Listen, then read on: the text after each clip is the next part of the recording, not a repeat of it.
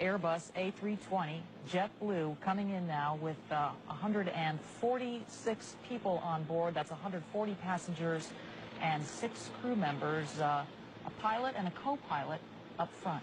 All right, we are watching it now, and it's coming in low and presumably slow now. It's probably crossing the 405 and approaching Sepulveda Boulevard and ultimately the airport. That's runway 25 left.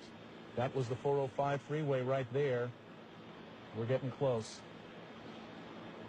25 left, as Mark pointed out, the longest runway at LAX, the one they want to use for emergency landings if they can. And here it comes in now, this JetBlue flight 292 with that front nose gear pointed sideways.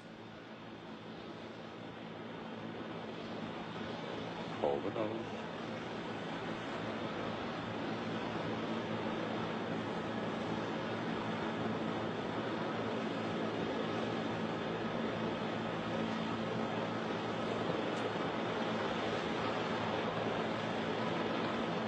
Seen a lot of smoke, but so far it's still intact.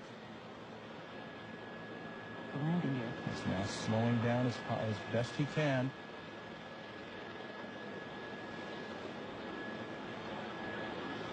End of the runway. Mighty strong landing gear here.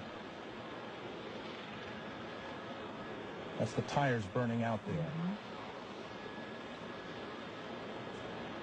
All right. Best of all possible scenarios, it did not collapse. The chin gear, or the chin of that aircraft did not skid down the runway. It has come to a complete stop. They will now have to evacuate the passengers off that aircraft, but they're doing it with the nose gear still in place, albeit with the tires burned away and gone, but you can see no indications of any fire on board this aircraft.